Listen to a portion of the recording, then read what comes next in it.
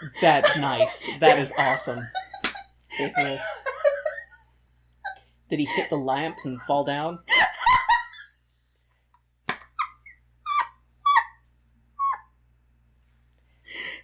The stuff that happened during production in Spider-Man take a more tragic turn than it already had.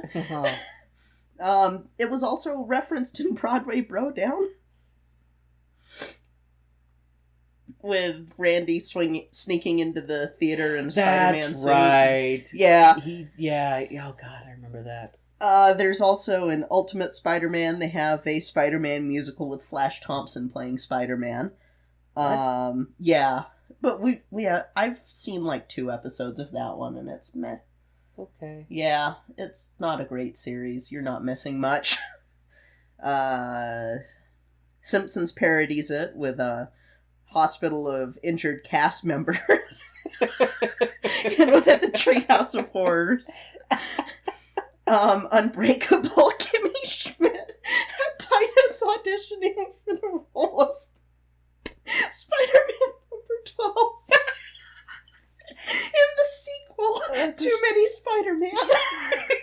Wait, I think we might... Okay, I think I remember that episode. Okay. Too Many Spider-Man. Spider-Man number 12.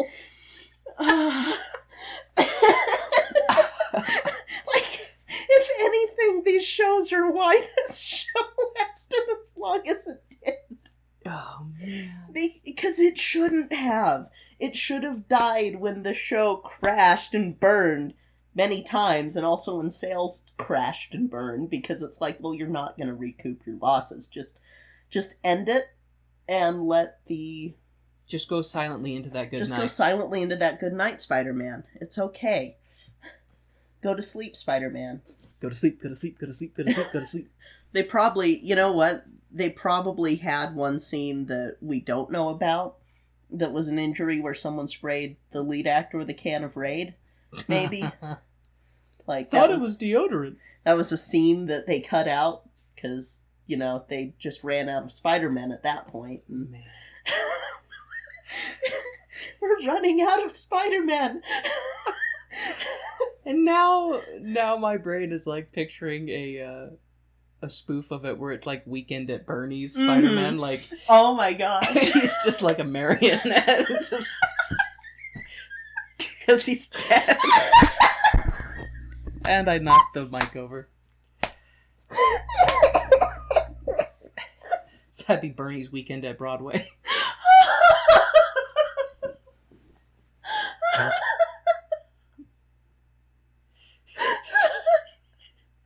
Just pulling on strings, he's just ragdolling. Oh my god. Oh man, we are putting off watching this.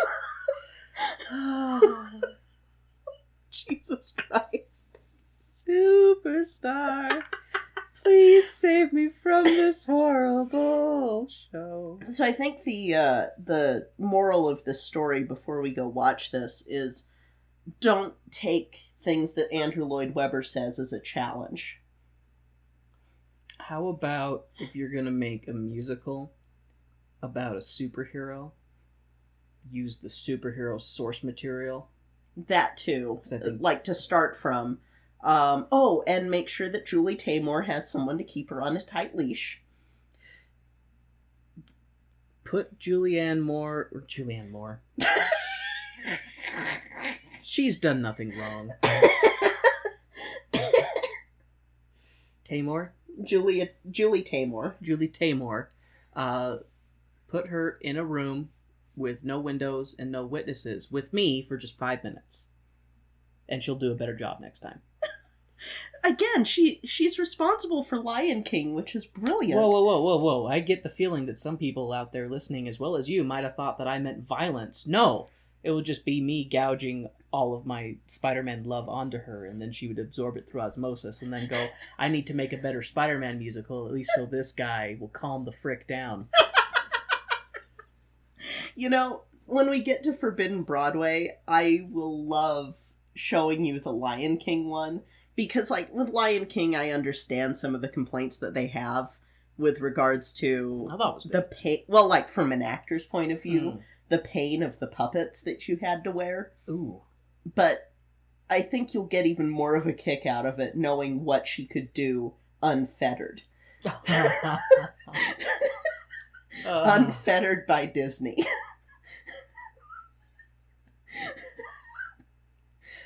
Oh, man.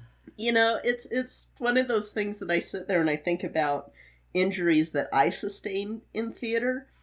Nothing compared to this. I mean, okay, so the worst thing that happened was in a production that we did of Aida where a guy got his ear cut off by the stage when it was moving, but that's... I mean, I wasn't there for that. I just remember... You just heard about it? Yeah, I was in the Monday, Wednesday, Friday cast, and it was on a Tuesday. You just heard about the earoptomy? I heard about the earoptomy, and I didn't see it firsthand, so I could imagine that, like, the things that can go wrong in theater, I think that Spider-Man took all of those things that could go wrong and condensed it. Was it hard to hear about a guy losing his ear? I was just making a bunch of ear jokes until you finally realized that I was poking fun at that. Jesus. Now she realizes just how terrible her husband is.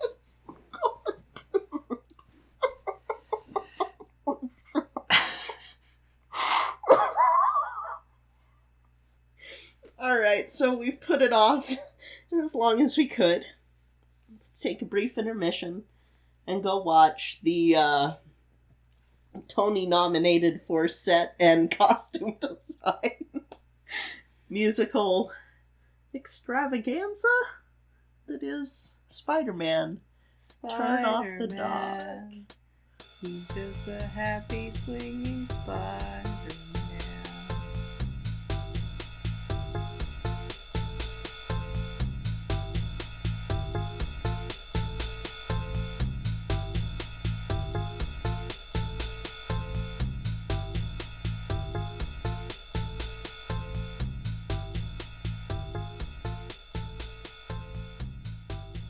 Hey folks, your wacky and wonderful Warren here with a quick shout out.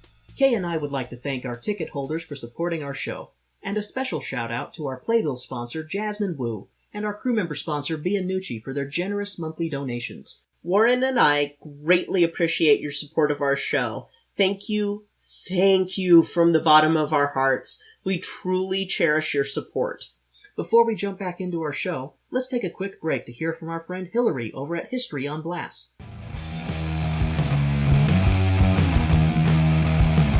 Hello, and welcome to History on Blast. I'm Hillary, and I'll be your host as we call out history. Every other week, we'll be putting a different person, place, time, or event on blast for the shit that they pulled. This ain't your grandpa's history podcast, so if this sounds like your cup of harbor tea, be sure to subscribe on your favorite podcast catcher.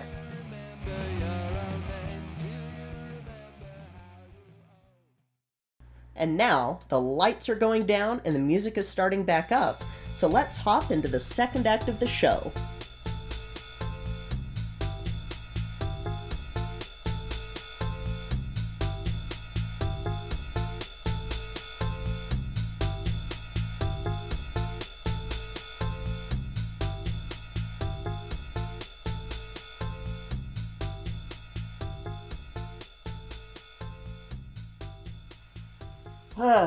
Okay, babe, so, what did you think about that, $75 million, by the way, that's how much it ended up costing at the end, travesty. Picture this! Terrible songs left and right. Picture this! Destroying childhoods. Picture this! Ultimate disappointment. Picture this! Just picture it. This picture of crap.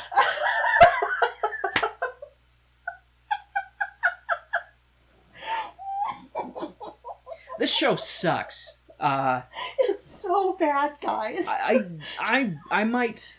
So full disclaimer, I might be harsher on this show than I normally would be if I was just a theater person, but because I'm a Spider-Man fan, I feel personally attacked by this show for how freaking horrible it is. And I will be harsher on this show because I am a theater person, and what the actual hell. What the actual hell indeed, Kay? Very, very accurately put. What in the actual hell? You know what? We recently changed our rating to be explicit. I think this show, we can drop some F-bombs. If you need to. I wasn't anticipating you to say that.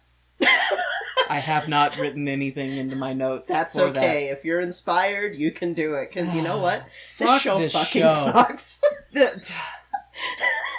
This piece of garbage. Oh my god. It's so bad, guys. It It's so is. bad. Oh my god. I don't know how it ran for as long as it did, but it did. You know, it has to be a mixture of people hearing about how long it was in development and hearing about stuff that had gone on and hearing about injuries, and then plus Spider-Man. Like, Spiderman's gotta be it. Spider-Man's a very popular Marvel hero, and so I think there's just plenty of people who wanted to see the outcome. They just wanted to see It's the so fruit bad, of the labors. It is really bad. Like, I will, of course, in Warren style, I will be fair for anything that I thought was done well in the show. Spoiler, there isn't a whole lot, but I will make mention of it. To give you... So, I have never seen this show. I have tried to listen to the soundtrack. And to give you guys an idea, I was uninterested about 2 minutes in. The soundtrack is really bad. The soundtrack is horrible. The soundtrack is really bad, and I know that it's like, oh, it was written by Bono and Sting, not Sting, The Edge. The Edge. Like, I know it was written by those two, and, you know, those guys are popular rock stars for reasons that evade me, but they should never be allowed to work on a musical ever again. Yeah. Because their Leave this to Andrew Lloyd Webber, guys. Please, God. Their songwriting style, at least for just musicals, is god-awful. It boils down to a line repeated over and over again with music. That's more or less what it is. They'll just have the same... And I know that that's common in a lot of stuff, like repeating lines, but I don't think to this extent. No. Rather than, like, write a song, they just were like, let's have 2 lines of dialogue, like 2 lines of lyrics, and we'll just repeat them over and over again. It was... I sit there, and as much as we rag on Andrew Lloyd Webber, his shows are technically good. At least he's creative. And he's creative, and he changes music styles, and he fits as much as he can what he's going for. This was a mishmash of a mess, and Julie Taymor, what the hell? I expect better from you. Is the only show that I've seen her do, other than this one, Lion King? Yes. And Lion Okay, she's King... 1 for 1 right now. So right now she has a 50% rating of success in the Warren book, which is still a fail. I just... Like, you're failing, okay? If you're listening to this, and I know you are, you're failing. Like, this was one of those things where I'm sitting here going, okay, there's a lot of technical effects, but this can be done without those. Dear God, were there a lot of technical effects. And that is one of the few points that I will put, like, okay, later I'll get to it. Okay, starting off with this, Spider-Man, Turn Off the Dark. I hate this already. Peter sings about Arachne with what looks like a shame filter on part of the person recording. Are people allowed to know while we watch this? Yeah, I think so, because it's on YouTube. We watched a bootleg version of the show. Because there's no other recordings, because there's no legal way to obtain a recording of this show. And it's over on Broadway. I doubt it's ever going to show back up. I've never heard of anyone releasing the rights for this to be performed by regional or semi-professional or community theaters. That's because they don't have the $75 million budget. There's no reason for this to... This is a show where I'm like, bootleg is all you're gonna get, and you know what? That's fine, because fuck them. Well put, Kay. Thank you. They fucked my childhood, so... Like, sure, the actors, yeah, they get off the hook because they tried as much as they could with the source... Some of them tried as much as they could with the source material given. To be fair, I would imagine that the actors who I didn't care for, they probably had really bad direction. Mm-hmm. Because the whole thing is being produced and directed by people who don't know dick about Spider-Man. Yeah. And so you have like the Green Goblin in this acts more like the Joker from Batman. Yeah. He is just what the hell? maniacal and just okay. So this show opens up with a thing about Arachne, which you had touched on. Yeah. Like, the Greek thing of Arachne, and Arachne was this weaver, and da-da-da-da-da, and she was so good on the loom that Athena got jealous, and Athena was like, bitch, you can't be better than me, I'm a goddess. So they challenged each other to a loom-off, and Athena beat Arachne and smashed her loom, and Arachne was so driven to shame by it that she went to hang herself. But before she could die, Athena turned her into a spider creature, because if you know anything about Greek mythology, gods are petty as shit. Mm-hmm. And so that's the origin of the first spider, was Arachne. And Peter is giving this report, if you can call it that, in class. It was... And everybody is like, well, that's dumb, except for Mary Jane, who's like, you're great, Peter. It's like, just no. One thing I will say, as far as technical effects go, when we see Arachne, initially, she's wearing like what looks like a backpack, this metal rectangle behind her, and I'm like, oh, okay, what's that thing? And it doesn't do anything until the part where she's quote-unquote committing suicide, and Athena turns her into a spider. Yeah. And then that backpack, like, mechanically unfoils out and becomes spider legs.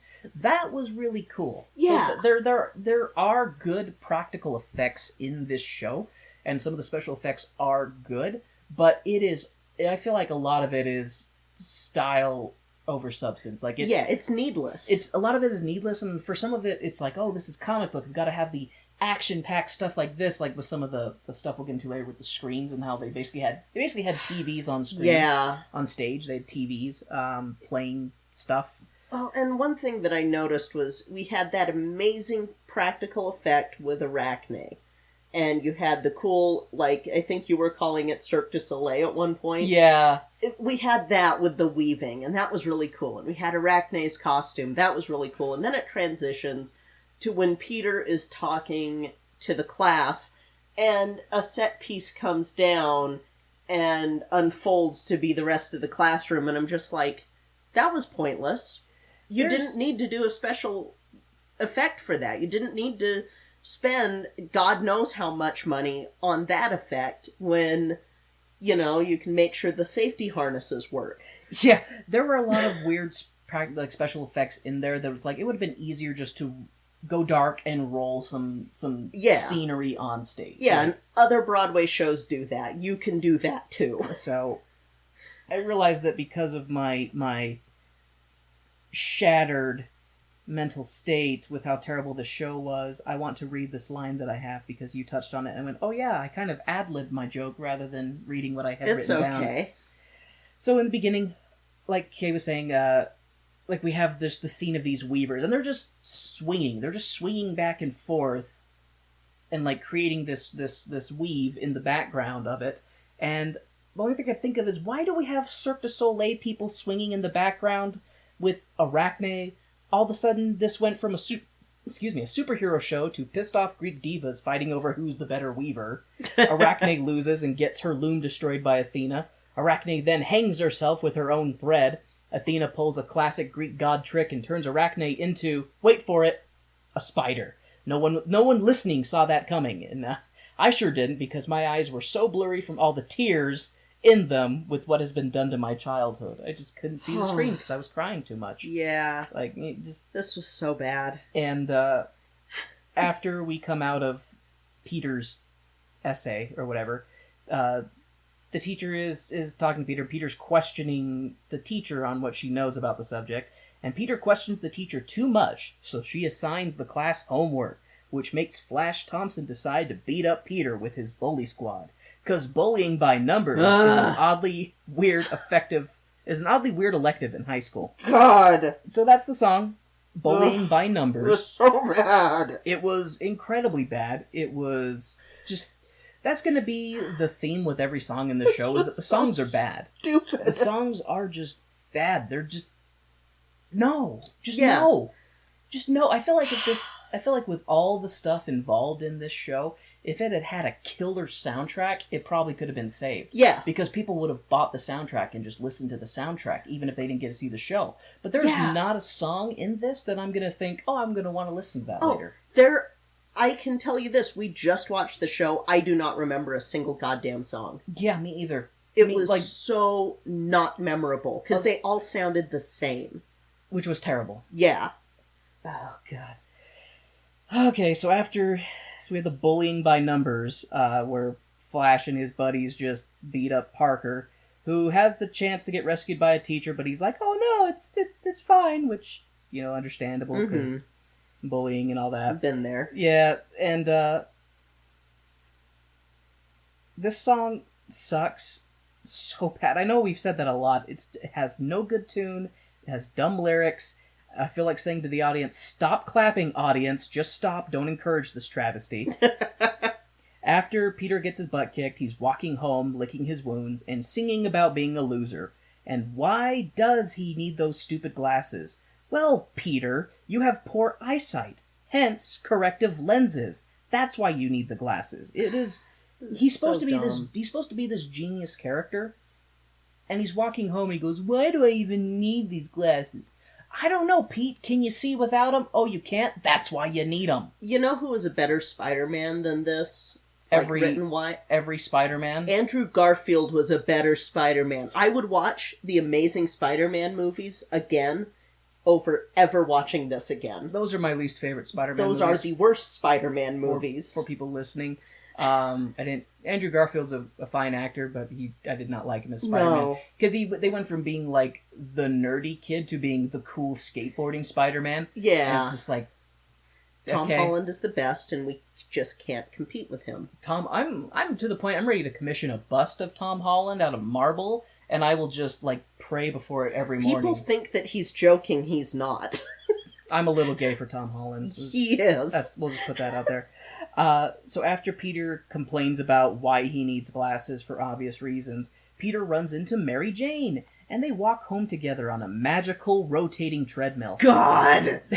So why? So in order to, like, mimic the feel of them walking down the street without the scenery changing and without them just marching in place, they have this treadmill. And rather than have the treadmill just keep going horizontally, like you would if you were walking down the street, it rotates. It was so pointless. It rotates. So, like, as they're walking, then they're walking towards the crowd, then they're walking back the way they came, then they're walking away from the crowd. It was very needless. If you were going to have that treadmill, just have it be in place so that they're just walking in one direction, like you would if you were walking down the street. Or don't do that and just have them walk from the back of the set to the front in a meandering fashion like a normal fucking show would do. Or that is a better idea. Why would you waste your budget on a fucking treadmill, Julie Taymor? Why? What the fuck?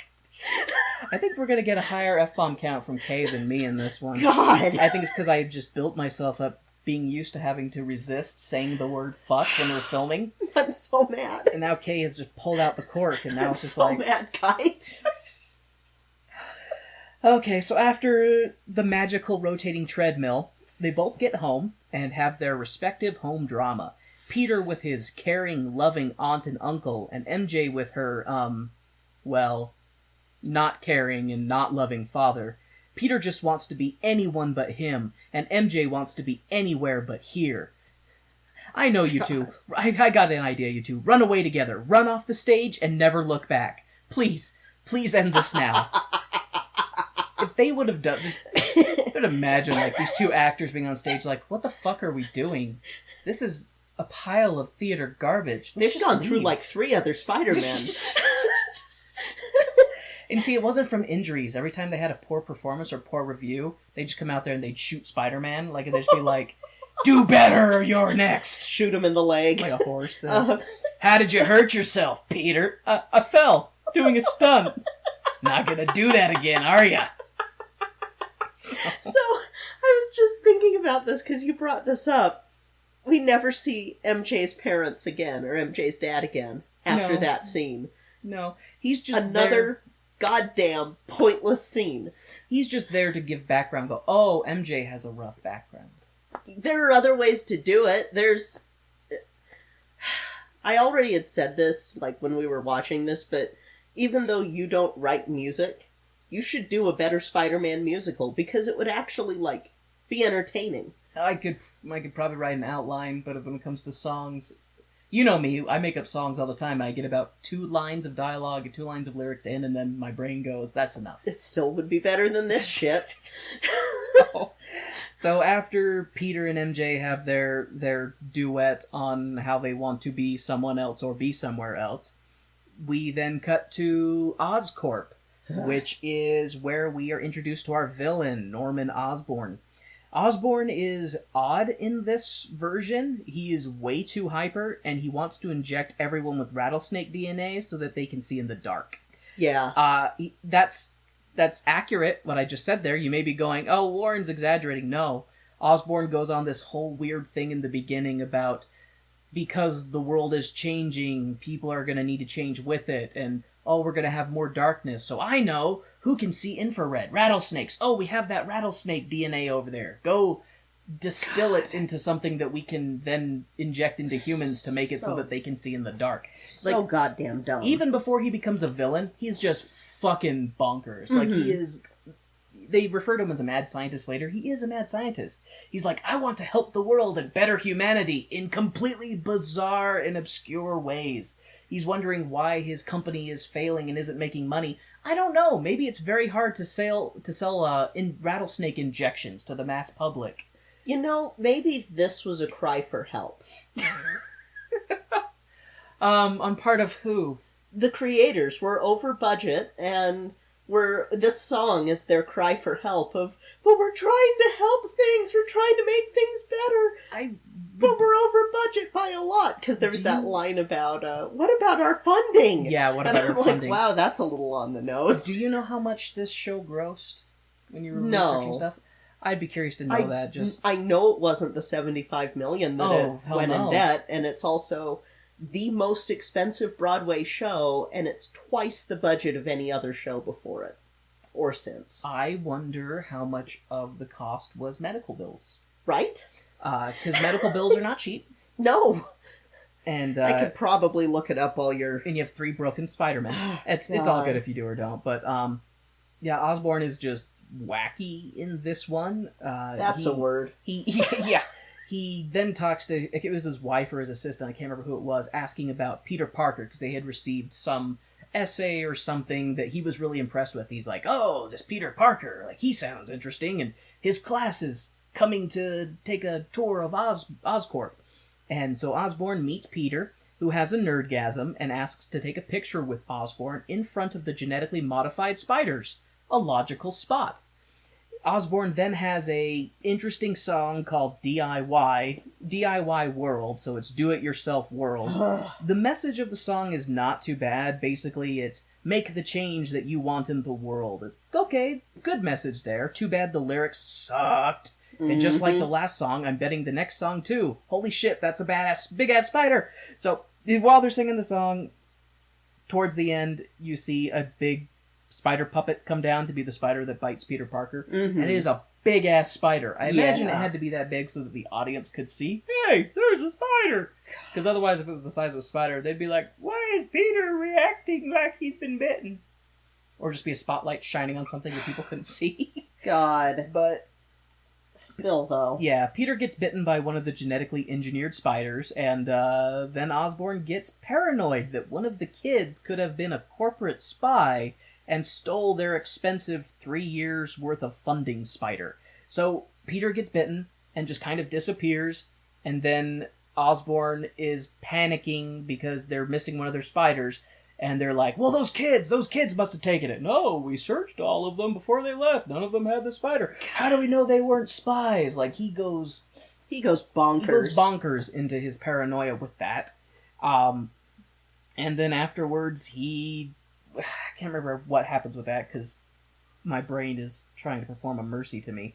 But after his extreme paranoia regarding children spies, we then cut to MJ coming to the Parker residence to look after Peter, because he just disappeared from Oscorp and she was worried about him. And disappeared from the field trip at Oscorp. wow, I wonder how bad this show could get. I did not anticipate Peter waking up and finding out that he has superpowers to be this lame. Yeah, this was stupid. These songs sound like they were written by a poor songwriter. And I don't mean like a starving artist. I mean someone who doesn't write songs very well. Looking at you, Bono, I blame you for these poorly written songs. We get it! He's bouncing off the walls! How many times are you gonna freaking repeat that line in this show? You know what? Say that again, but you can let it out, baby. Let it out proud. You can say fuck, because I have. Fuck you, Bono. You ruined my childhood, you bastard. On his way home from bouncing off the walls, Peter sees MJ in a car with Flash and decides that he needs a car stat. He tells his uncle that he needs a car, and Uncle Ben sees right through him and tells him they'll save up. Peter sees an advert in the paper for professional violence.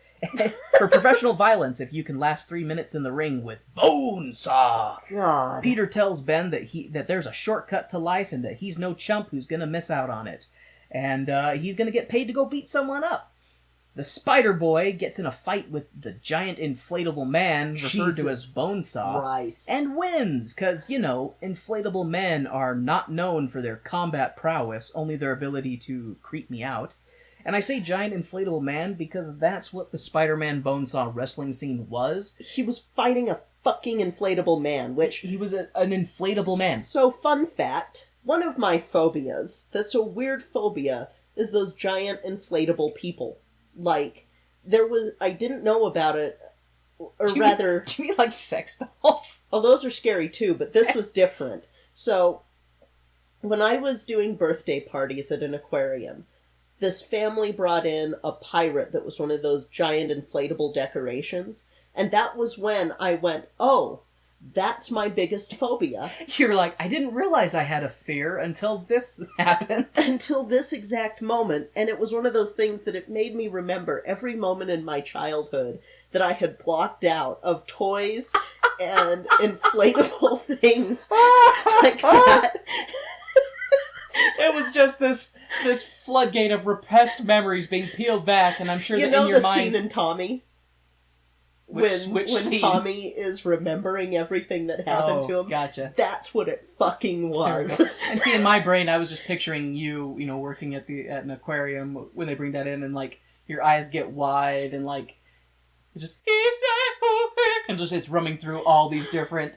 Pretty much, it was so horrible, and it was one of those things that I was training another party host at the time, and it was sort of her day to do the party by herself. So it's like, yeah, you go into that room, you'll be fine. You go in, have fun. I'm gonna stay the fuck out here. Take the knife for cutting a cake and stab that pirate a few dozen times for me. Yeah, that was...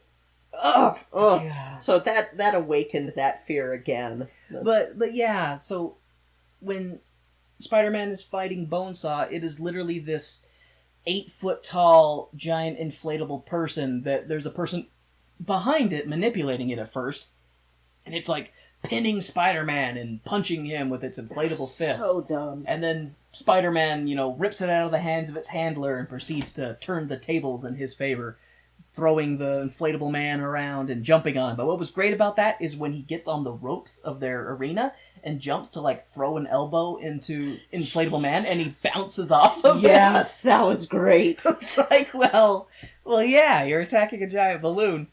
But Spider-Boy beats Bonesaw, and Peter gets paid for his decisive victory against Balloon Boy. But while he's excited about the money, all of the money he's going to make, and how he's going to be rich and famous for being rich, there's a loud crack in the distance, and Uncle Ben was the victim of some hooligan who played way too much Grand Theft Auto, because, as we know, video games cause real-world violence. No, you know what causes violence? Shitty reproductions of childhood memories. That's what causes real violence. So, I'm gonna take a slight tangent that's related to this to answer a question that you had asked previously. Is it money? Yes. So this isn't telling you what it grossed, but it is telling you how much trouble they were in.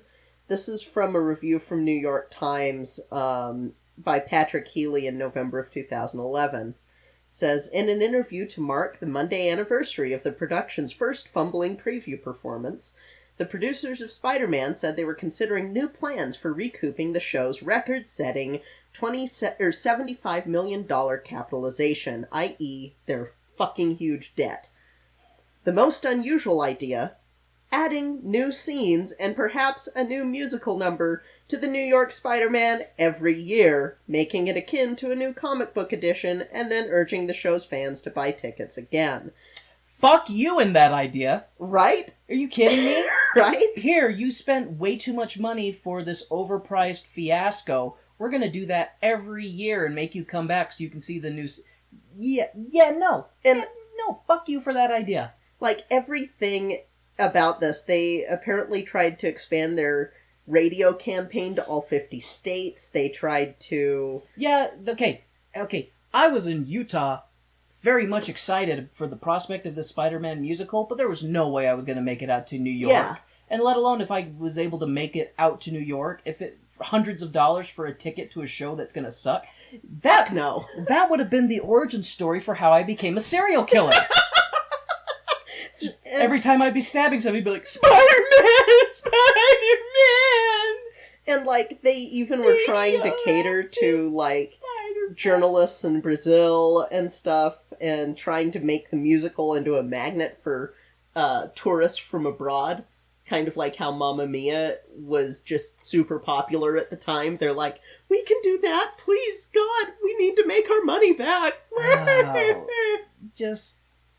You cut your losses, man. Yeah, his exact quote is, last Friday, Spider-Man executives played host at the show to Brazilian journalists as they had with media from Australia, Germany, and Mexico in an effort to turn the musical into a magnet for foreign tourists who speak little to no English, much as Mamma Mia is now, which I'm sitting here going, Mamma Mia is garbage too, but not in this extent. At least Mamma Mia can be done by other production companies and not just by... At least Mamma Mia doesn't require a $70 million budget for people to put on. Yeah, god damn, like, seriously, what the hell? Okay, so... Continue.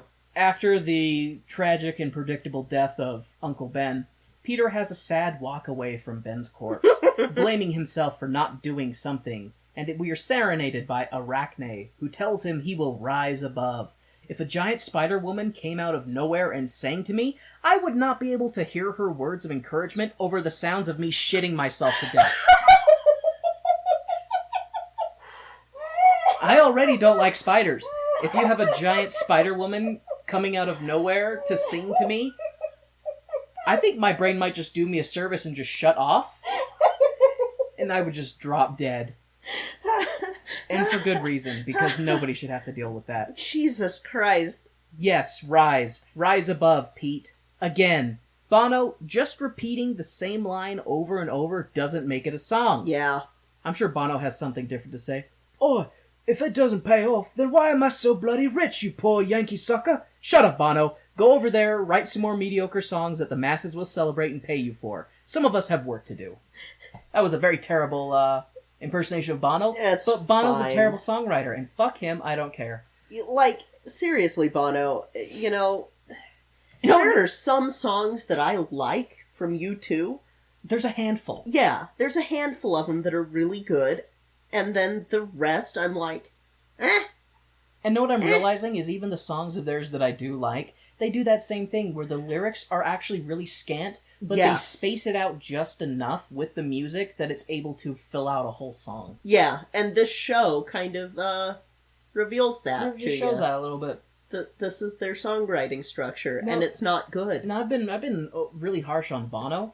The Edge is responsible for this too. And I was going to say, I don't know how much The Edge was involved. I don't know if he was just there encouraging Bono, but you're at fault too, Edge, because at no point did you reach over to Bono and go, hey, this is fucking terrible, let's do something else. Or maybe we shouldn't be doing a musical in the first place. Maybe we should have someone who actually knows how to write music for musicals do the music to this. But Yeah. no, because millionaire rock stars have egos the size of planets, And they wanted to prove a point to Andrew Lloyd Webber. well, guess what, guys? You failed. Yep, Andrew Lloyd failed. Webber beat you into the ground again. And the only people that suffered were 3 Spider-Men, everybody who saw the show, us, and other people.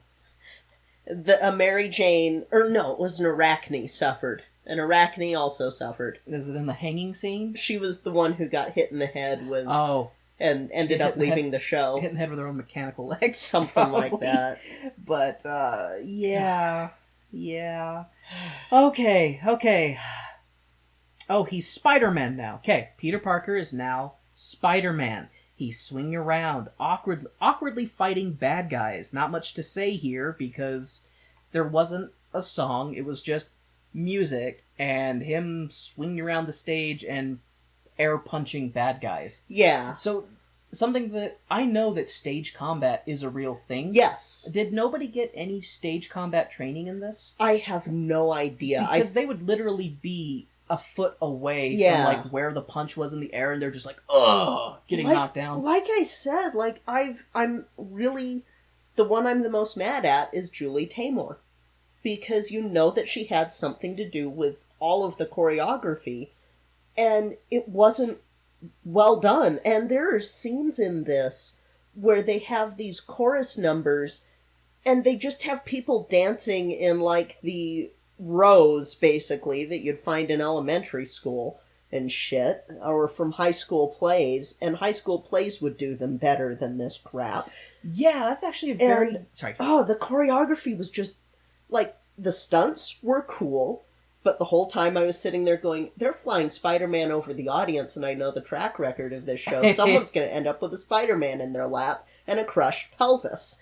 And, like, otherwise, though, the choreography was terrible. That you raise a point that I had not even considered, because there was so much terrible stuff in this. The choreography is garbage. You're exactly right. It reminds me of, like, Charlie Brown dancing, where they're just standing in place and, like, Yeah. shaking their arms and dancing. And You're a Good Man, Charlie Brown had better choreography than this garbage. But, like, shit, like, yeah, the choreography in this was so garbage. It was so terrible, it didn't even register on me, because there were more terrible things that my brain was and just it was preoccupied with. just like eating into my brain, going, "You're watching this, aren't you? Yeah, you hate this, don't you? Yeah." It's just, I feel like Ugh. the little person, like, you know, like the is it Inside Out? Yeah. The little people inside the control center in our brains are just sitting in there going, well, we're never getting this time of our lives back. Like, How much do you think they're gonna drink to forget this one?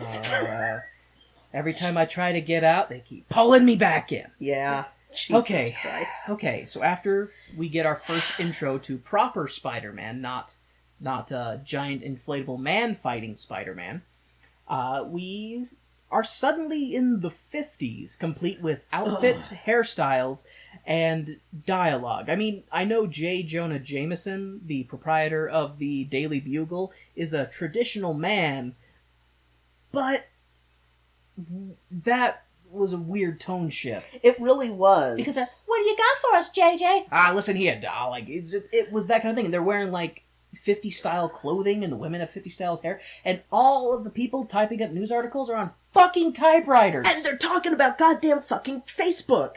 Yeah, and they're talking about how they have to compete with the internet and Facebook and bloggers. Just no. That doesn't really go together.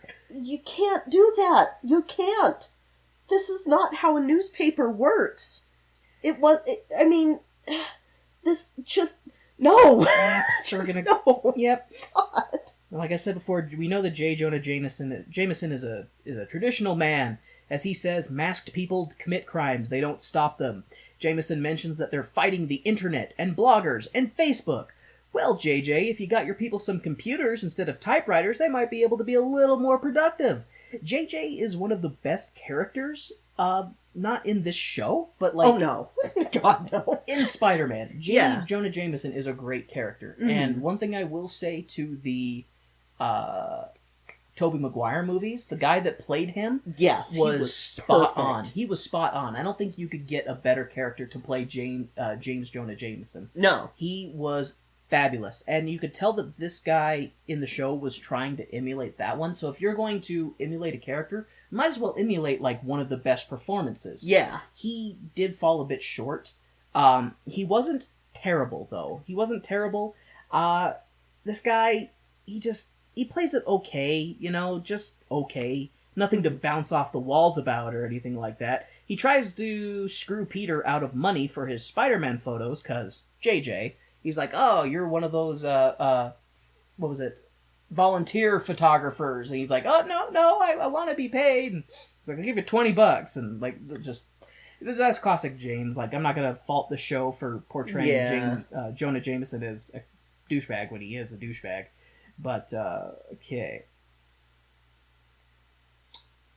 After JJ trying to screw Peter over, we cut to Osborn, who is singing about how everything in his company is going to hell. Mrs. Osborn finds out that Norman is taking money from the Viper Corporation, who wants to give them money to make super soldiers for them.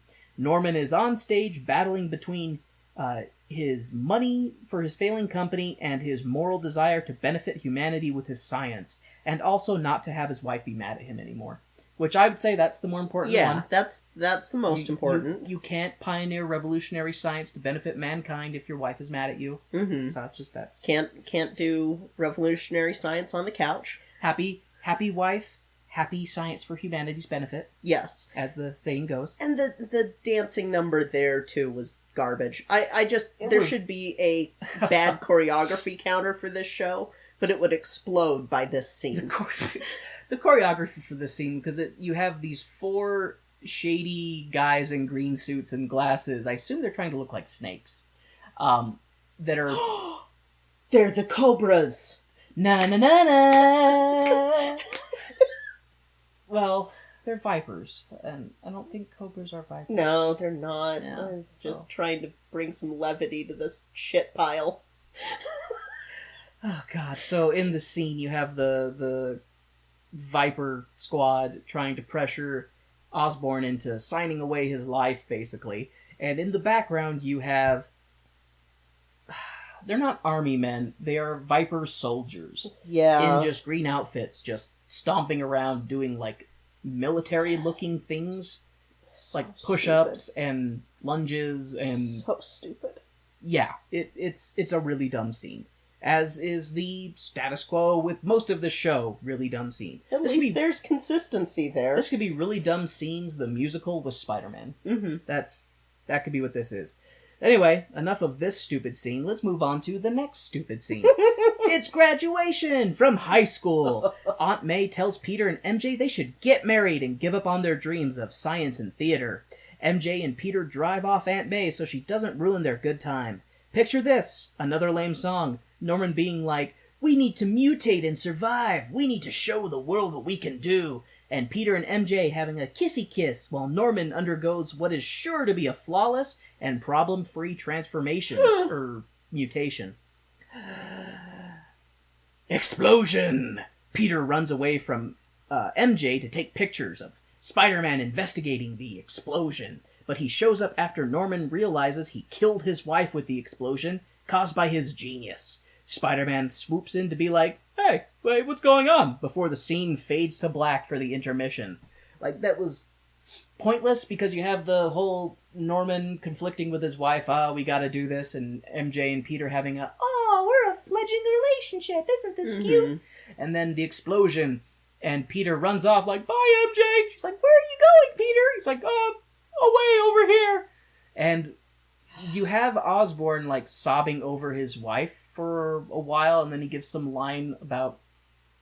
I don't remember. It was pointless. It was pointless and doesn't matter. And then Spider-Man literally swings in at the very last second, sticks to the wall, and just kind of looks, and then that's when it fades. Like, you could have just not had Spider-Man show up. Yeah, it would have been fine. It would have been fine. You had the explosion, Osborn's wife is dead, he's very sad about it, boom, that's when he becomes a supervillain, fade to black. Yeah. You could have done it that way. But no, we gotta showcase these wire stunts with... These stupid, pointless wire stunts. I mean, for Spider-Man... Some of them are fine, but some of them I'm just like, no. It's the kind of thing, like, not everything translates to theater. Yeah. And I don't... until the technology is there where it can be done and repeated flawlessly, we don't safely.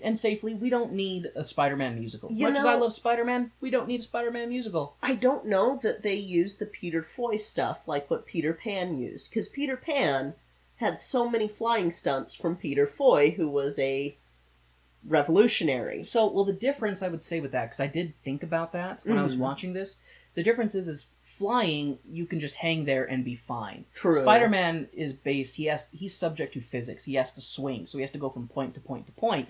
But they also wanted to have wires so that they could have him, like, stick to the side of the wall and look like he's stuck on the side of the wall. So, granted, I'm sure there were a lot of technical expertise that went into hooking up that rig, but I don't feel like it's quite there, fellas. Nope. Wait a few more decades and think about what you've done. So, we come back from the intermission and are greeted with what looks like the Wicked Witch of the West's creepy uncle. No, like, seriously, the Green Goblin costume looks like a reject from The Wizard of Oz. If the Wicked Witch of the West had had, like, a final form in her epic battle with Dorothy and her merry band of witch murderers, they would have thrown water on the Wicked Witch of the West. She would have melted, and then when the heroes thought the day was won, evil, manic laughter would have cascaded through the room, and the witch would have risen up from the puddle of herself to be the Ultra Witch, at which point an epic battle would have taken place, where Dorothy discovers a way to harness the power of the ruby slippers and spin-kick the Ultra Witch's head off.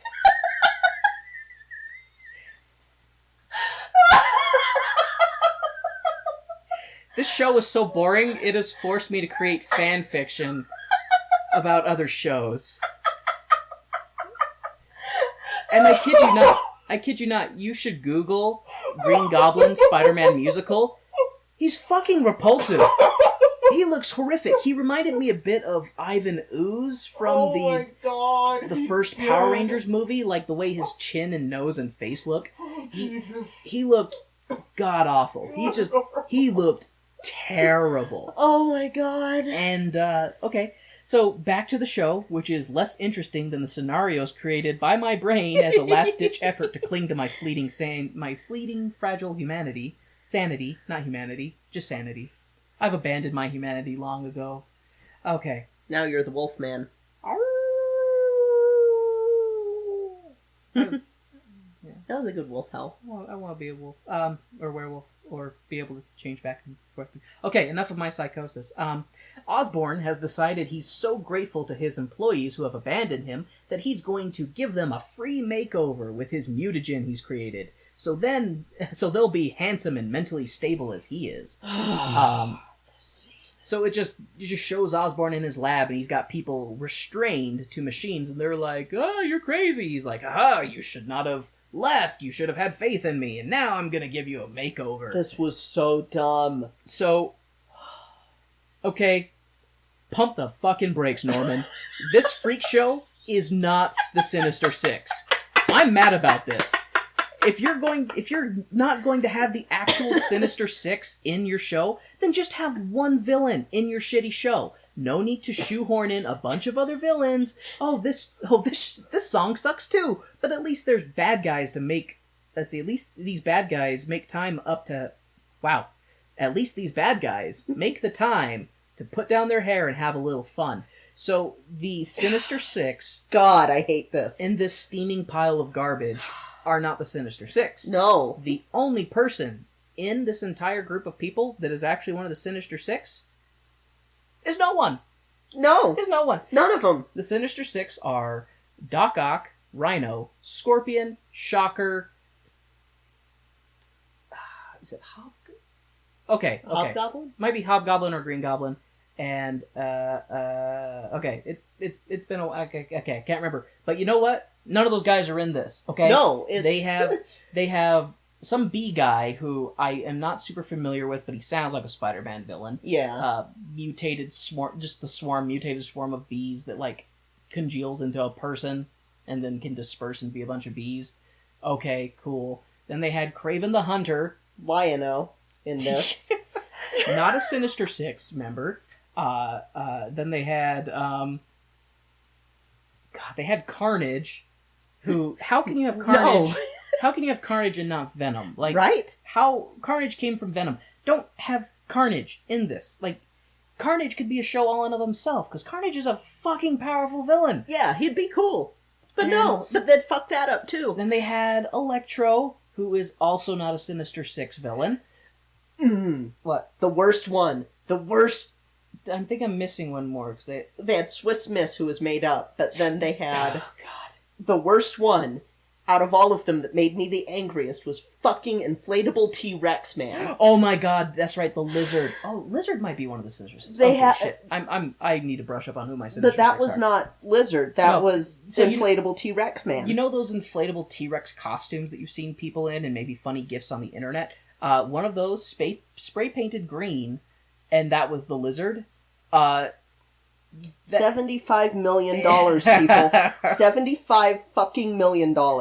Oh, and then Swiss Miss, who, aside from being a generic hot chocolate mix, is... They could have... You know what would have been funnier is Iron Maiden. Yeah. That would have been better, because she was this bladed woman in a bladed skirt with bladed blades on her bladed hands and feet, throwing and twirling bladed blades around. So, We're not kidding. We're not That is kidding. what it really was in this when show. they showed her, I'm like, who the fuck is that? Kay had to look it up. She goes, oh, they made her up just for the musical. It's like, well, if there wasn't already enough things in this show to hate. Yeah. God. Okay. MJ and Peter have a very forgettable scene where they're snuggling on a balcony, and she basically tells him, you can tell me whatever you need to tell me, and Peter is like, but I can't. But I have to do this. But I have to do it in song form. MJ is like, stay with me tonight, Pete. And Peter is like, yeah, that's right, just one night. But the Sinister Six, the not Sinister Six, are out causing havoc in a goddamn terrible song. That's what happens when Peter gets a blowy. Seriously, Peter is like, yeah, I'll stay in and get laid. I work hard. I deserve that. I save the city. And that's what you get, Peter. That's what you get. Sex kills. Sex causes innocent people to die. There we go. The Spider-Man the musical has taught me anything. It's 1, don't have hope, and 2, sex causes the death of innocence. So, Peter shows up at the Daily Bugle after having a night with Mary Jane to find out that all hell has broken loose. He rushes off to do his Spider-Man thing, and JJ gets a visit from Mean Green Daddy Goblin, who tells JJ that Spider-Man is one of them, and their nuclear family is going to flatten Manhattan. JJ, of course, being the in tune and wise individual, knew that Spider-Man was no good from the very beginning. Peter is late to lunch with MJ because of all the dare-doing he's been doing, trying to fight the not Sinister Six, and finds out that MJ is having lunch with his high school bully Flash Thompson. MJ tells Peter to quit the Daily Bugle because it's so stressful and she doesn't get to see him. She reminds Peter of her show tonight, and he says that he'll be there. But Peter will of course forget because he's spending all this time saving everyone, and that's just a prediction because of course it is. Okay, this is eating my brain. We then get subjected to a really dumb scene. Now when I say really dumb, you gotta know this is a really dumb scene with Green Goblin trying to get a hold of JJ by calling the Daily Bugle, and he fights with the automated menu system. This scene is dumb. It was so pointless. They try to play it off for laughs, but it's dumb. Yeah. There's so many dumb scenes in this show that I'm just like, why did you even do a Spider-Man musical? Like, you could have done something that was actually good. Yeah. But they're just... Okay. No. Okay, calm down, Warren. Calm down. It's just a show. You still like Spider-Man. This doesn't make Spider-Man any less great. This is... Center yourself. We then have a scene of Spider-Man slow running and slowly jumping off a building and slow falling. And falling and falling and falling and falling and falling and still falling and falling, and then he lands. And oh, it was a nightmare. Oh, okay. And that's the scene. That's- That was the accident. Was right as he runs off to try and save Mary Jane in that slow fall. That's where the accident happens.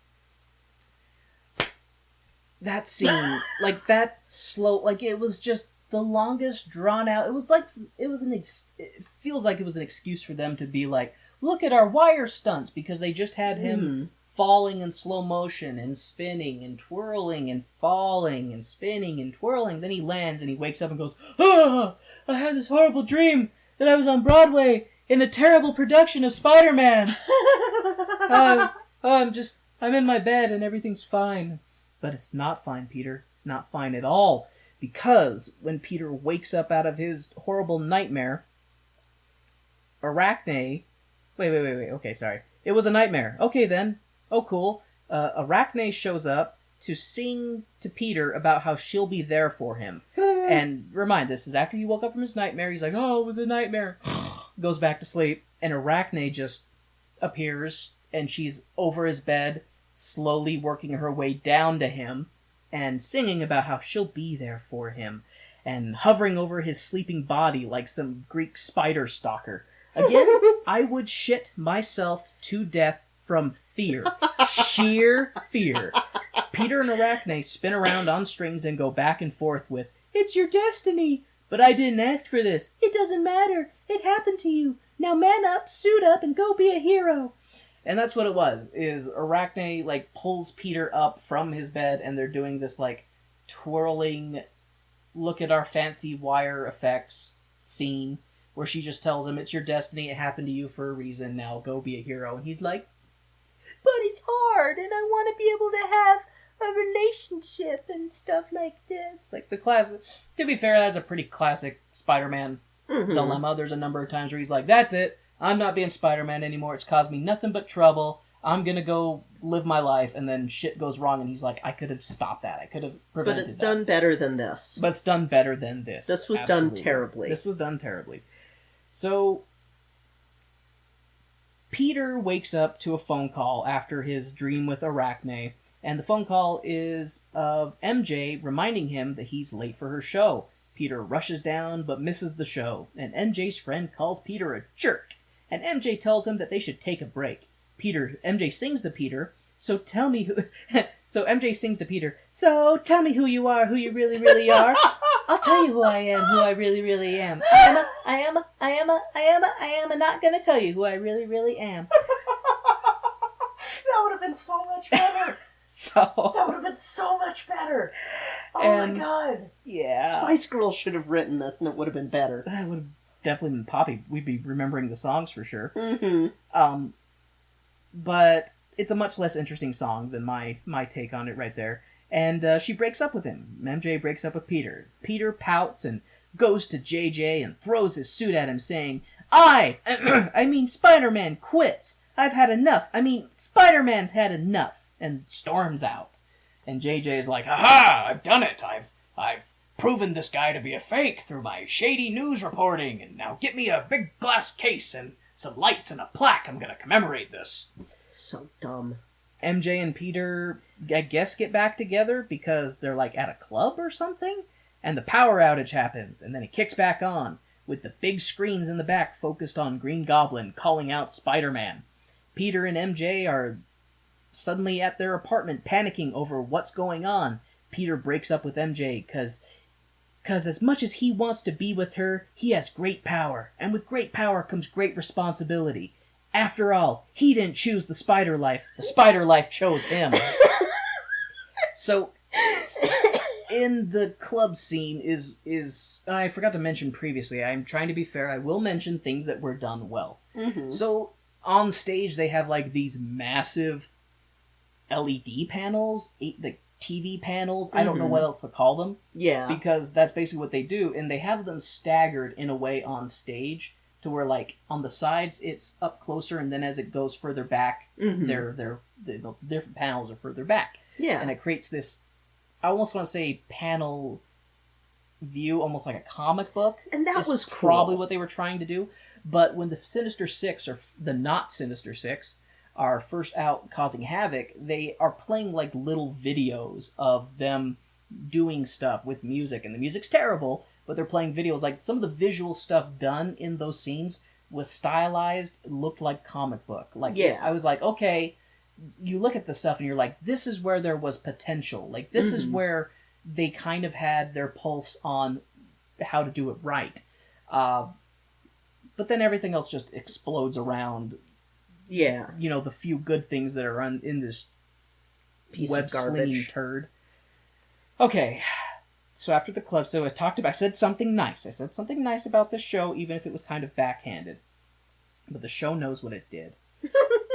So Peter, so after he decides that he didn't choose the spider life, but the spider life chose him, so Peter goes and robs JJ for the costume that he relinquished ownership of.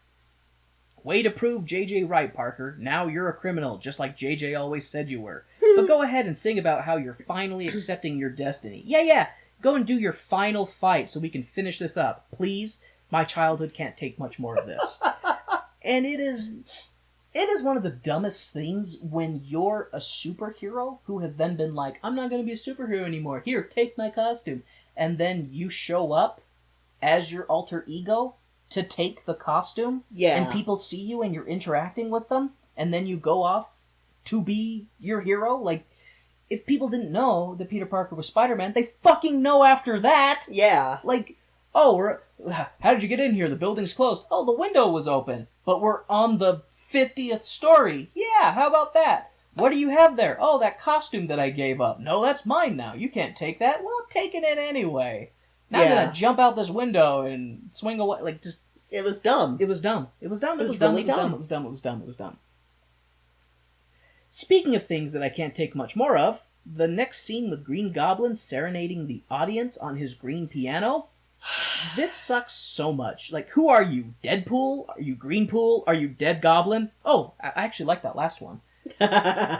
Green Goblin breaks the fourth wall so much in this. Yeah. And I think he's the only character who does. Yeah, and it's like they went, oh, there's a character in Marvel that breaks the fourth wall. That must be Green Goblin, even though he looks nothing like him. And let's use that, and let's also make Green Goblin not Green Goblin. Let's make Green Goblin the villain and comedic relief. Yeah, no. You don't know. Just no. No. Just no. It's just no. God. Just no. There was so much wrong with this. And some of you listening out there might be like, well, I've seen the show, and Warren, just no. No. No. Just no. Just no. Okay? Just no. I'm sorry if this is your favorite show. I really am, because You have terrible taste. this is a bad show. This is a bad show. Spider-Man finally shows up and pisses off Green Goblin by refusing to take his kind offer of a glass of champagne. Green Goblin tells Spider-Man that he knows who he really is, and Peter tries to talk Green Goblin out of his crazy antics, but Green Goblin isn't hearing any of it and wants to team up with Spider-Man. You be my Wonder Boy, and I'll be yours. We'll switch off. Now join me or I'll kill your lady friend. That's pretty much exactly what happened. I have a dumb sub-joke, but I'm not going to make it. Well, I mean... Just saying. You can't be Spider-Man and not be into bondage, because I mean, he makes the webs. So, like... I mean, you never have to buy a sex swing. Did I just say that? Yes, I did. See what happens when Kay takes the reins off me, removes my shackles? It's still better than what happens when you take the reins off of Julie Taymor. Can I strangle her with some of those reins? Not enough to kill her, No. just enough to make her panic. And Jesus contemplate Christ. what in her life has led her to this moment. Like, That's all I want. you know, when she does things right, she does things right, but when no one's there to control her and tell her maybe this isn't a good idea. And I think that she was gone from the show by the time that we saw this. She's like, fuck it, I'm out. I don't know if it was her leaving or if it was something else. And honestly, I don't care to look it up right now. I don't care enough because fuck this show. Yes, indeed, fuck this show. But, dear God. So, after Green Goblin is upset that Peter didn't want to join his boy band of evil, he drops Mary Jane to fall to her death, and Spider-Man goes and saves her. But then we show Green Goblin sprouts wings and gives life to my previous theory that to my previous Wizard of Oz joke by going full flying monkey.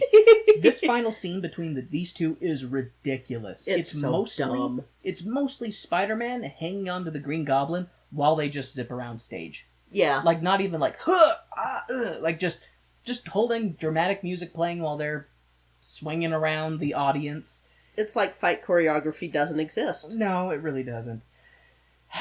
So after Green Goblin is defeated, I don't even remember how. It was like Spider-Man had zip-tied him to his piano, and Green Goblin is upset, and he kicks his piano, and that causes him to zip up and like slam into the wall, and then they just fade to dark and have it go splat. No, he falls off of the building because he kicks the piano off the side of the building, and he plummets. Falls down falls the to piano. his death. Okay, the way that they were doing stuff, It didn't look right. Yeah, by falling to his death, he went up, like, in the scene. Like, it was choreographed really weird, so I guess that's my fault.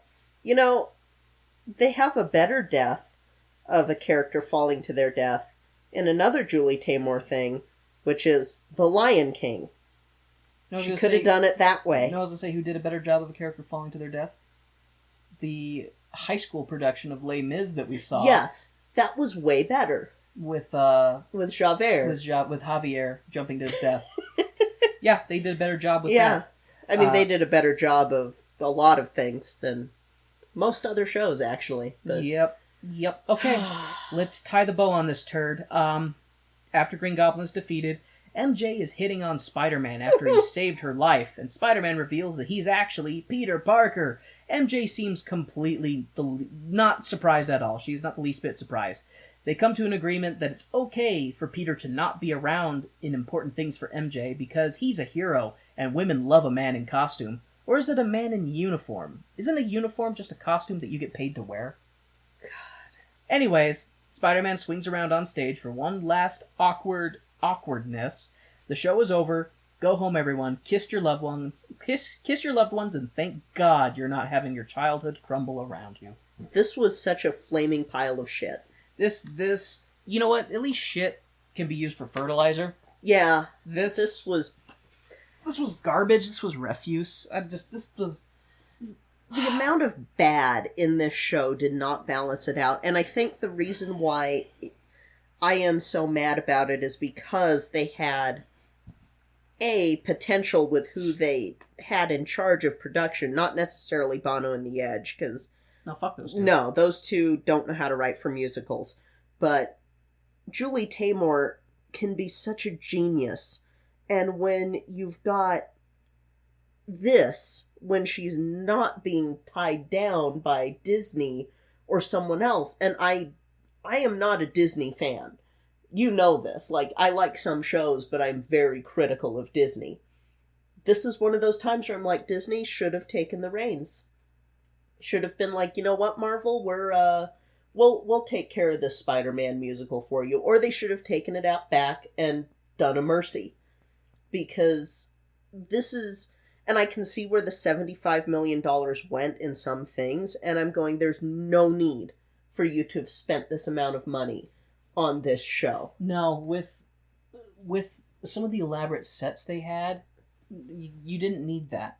No. You didn't need it, especially when they served no purpose other than to be like, whoa, look what we did with this building. Like, yeah. There was the most bizarre level of, you could tell that there was so much money in this. Like, you could tell looking at the sets, and one of the things that was weird about the sets is they kept trying to have... Now, this is something I liked. They kept trying to have a comic book art style for things in the background, which I thought was a nice touch. However, they kept doing this weird scawampus way of squishing it, because like the opening scene in the classroom, the chalkboard is like this weird geometrical shape. Like, it's not a rectangle. It doesn't make sense. And like they do that all out. Like Jonah Jameson in his office, his desk, like, and I don't know if they're trying to do something with like the chalkboard. There's no explaining because it's like jagged and at weird angles.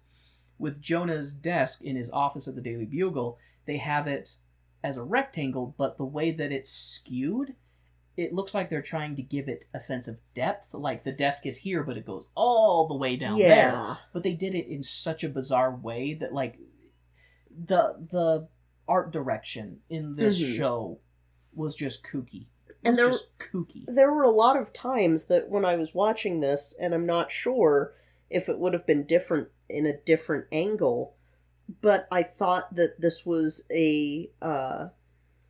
now the word is leaving my brain because this show killed so many brain cells, but I thought that the stage was ramped back. And, like on a slope? ramping up. Yeah, sloped upwards. That would be hard. I've performed on that before, and that's murder on your knees.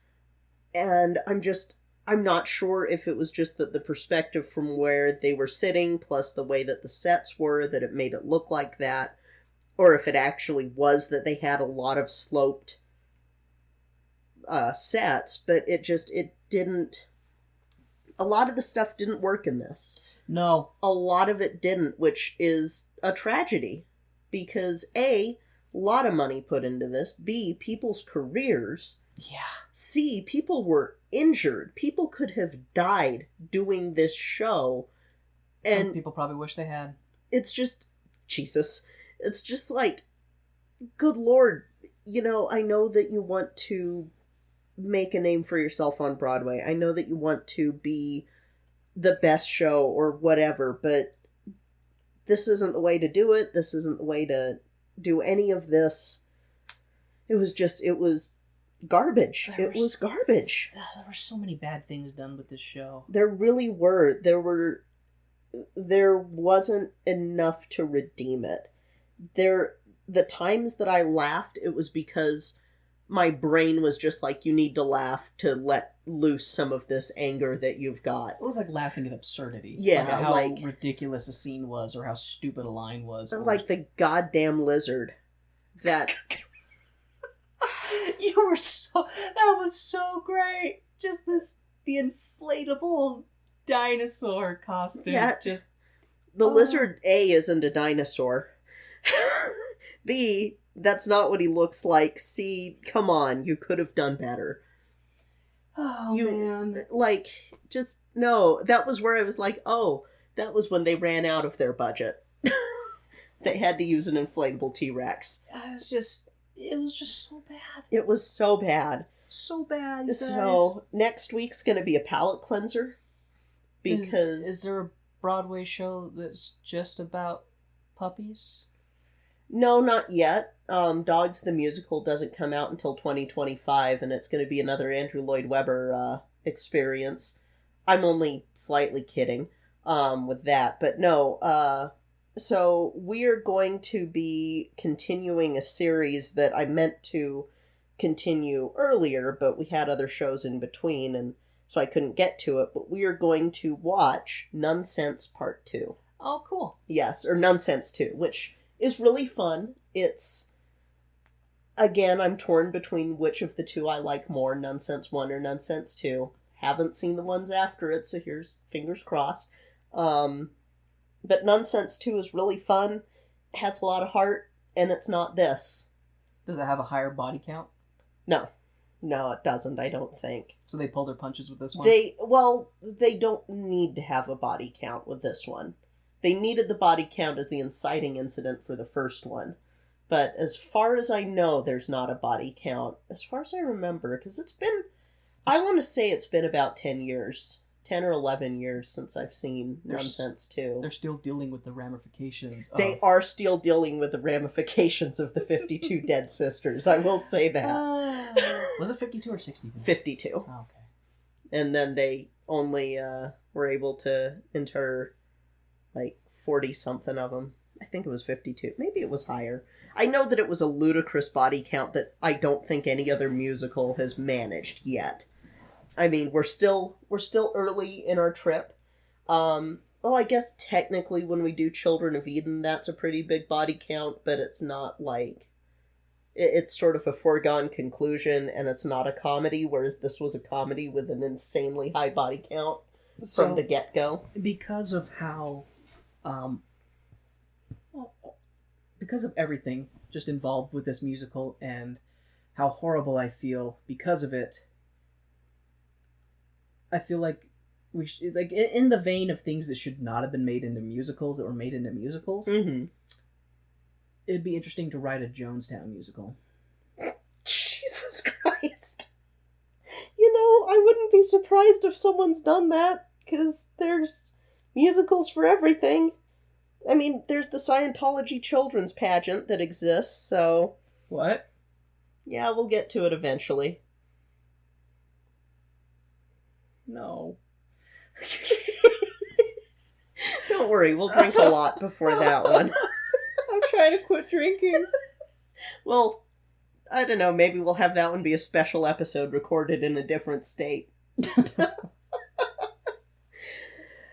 So thank you guys so much for suffering along with us in this episode. You guys are the real MVPs. We love you. We love you all so much. And we hope that you still love us after this. Yeah, and those of you who did like this show, I don't know, I guess you can tell us why. Yeah, if you've seen this show and you like it, would you please let us know why? And enlighten it. We won't make fun of you. I won't make fun of you.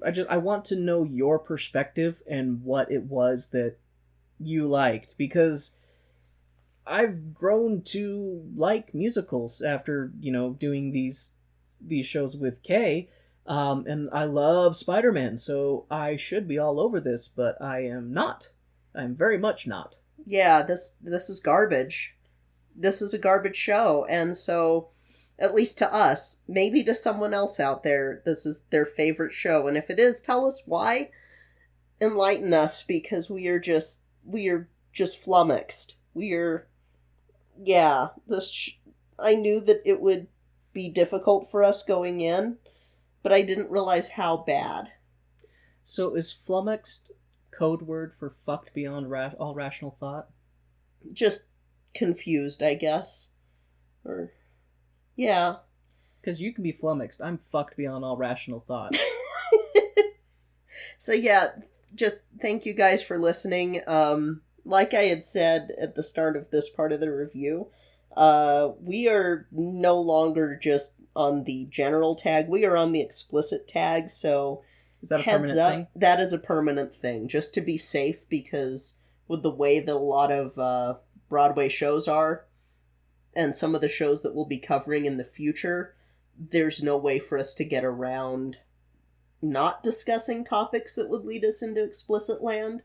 And the fact that we didn't have any issues after Rent lets me know that we can keep on this tag.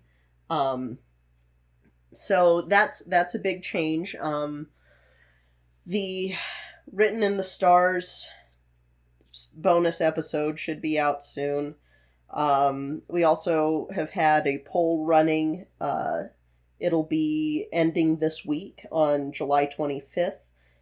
Just asking what sort of benefits you'd want for the $10 members, or $10 patrons.